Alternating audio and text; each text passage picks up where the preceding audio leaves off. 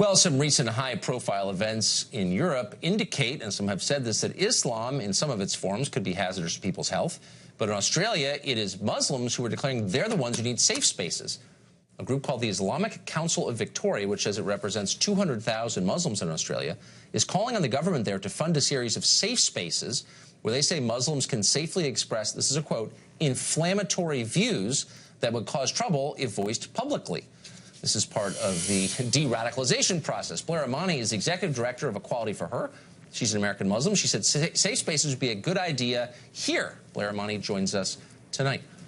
So, Blair, what exactly would a safe space for Muslims look like? What does that mean exactly? Well, first, I think we need to start by understanding that everybody kind of misunderstands what a safe space means. And so for me today, I'm talking about safe spaces being somewhere where you can be who you are without fear of being surveilled, having violence committed against you, or being harassed. And I think it's a good idea to have everywhere. America was built on the idea that we could express our religious freedoms, that we can have free speech. I know that's something that you very much believe in. Yes. And I think it's, you know, a necessary thing. And we're talking about safe spaces for Muslims. We need to recognize that we've been surveilled for a very long time. I converted to Islam 2 years ago, but for folks who have been Muslim and living in America, it's a crisis for them because, you know, you're being surveilled, you're being watched, and children are being affected. We got to stop you there. Why do you think law enforcement agencies would put Muslims under surveillance?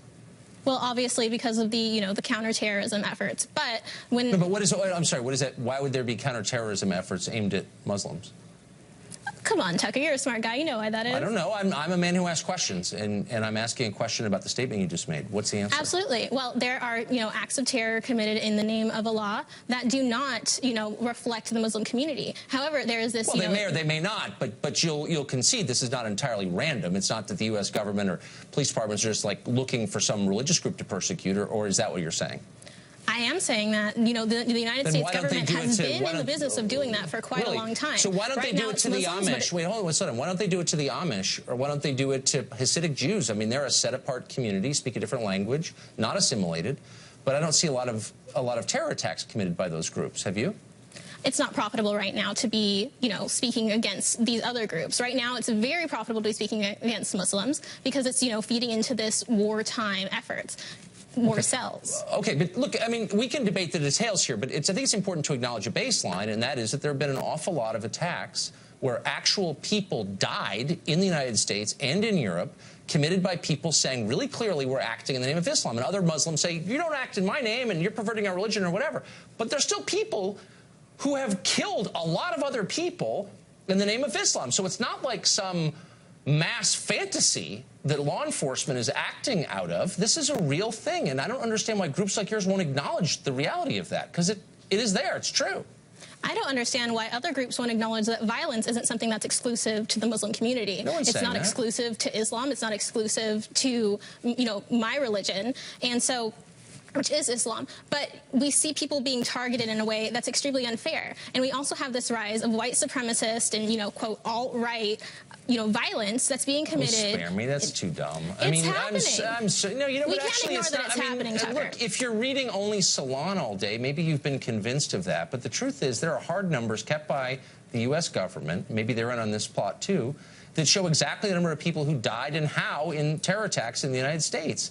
And the truth is, there's no comparison. There actually is a problem with people self-identifying as Muslims murdering other people in the name of Islam. I don't think you're implicated in that. I'm not saying you are.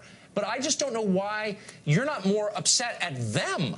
I'm an Episcopalian. If they're Episcopalians setting off bombs in the name of... I'm not upset, Tucker. Okay, but what you're doing is coming on and lecturing the U.S. government for being racist and mean to Muslims. Why don't you say, well, there's a real problem in our community. We're trying to do something about it, but maybe they should stop, like, surveilling us so much. That would be a fair thing to say, but instead it's like it's always the fault of the larger society, and that just, you know what, that's just silly. Fair. You see what I mean? Well, Fair? I think, you know, it's ridiculous that the idea that we can't have those safe spaces, like we were saying, is something that's out of the question. The truth is that, you know, Muslims are being targeted in ways, and truly, there are other communities that need safe spaces, which includes the LGBTQ community, the Black community. Okay. There needs to be spaces where people are free from being harassed. I'm not sure you're not to speak on their behalf too, but I feel like I'm harassed a lot online. Whatever. I mean, I guess we're all victims here. But here's the question: what would Muslims say in safe spaces that they wouldn't say in public? Do you think? Well, I don't speak for all Muslims, and I actually am a black queer woman in addition to being a Muslim. So from my own experience, when I go to the airport and I go to untangle, a pair of headphones and I get, visited by somebody from TSA, it's that type of thing. We have to look at the fact that it's not necessarily inflammatory things, it's the perception. In the safe space? No, this is a sincere question, though. You're asking for someone, not you, I guess, to pay for a safe space where people can say whatever they want. And I want examples of the kind of things that Muslims believe they could only say in a so-called safe space and could not say, for example, on this show or on a street corner. Like, what kinds of things would they be saying in these safe spaces? I don't think it's necessarily something that they can't say elsewhere, but it's, spaces have internal community dialogues to be able to hash things out, to be able to have these complicated discussions. And something else that, I really want to be out in the forefront that the Islamic Council of Victoria has also done in collaboration with the Board of Imams is speaking out against violence against women. These type of, internal community dialogues acknowledging that there's an issue of violence against women and that, there needs to be in the Muslim community, there's a problem. In all communities, there is an issue of violence against women. Have you noticed that all identity politics kind of converges in the end? So it's not just about Muslims; it's about the LGBT community. It's about Black. It's like, at some point. Well, some of us, like myself, exist in all of those communities. It's not identity politics when it's your life. But do you also? It's okay. But don't you also think that primarily you're an American? Aren't we all first and foremost Americans? I'm Black first. End of conversation. Thanks, Blair.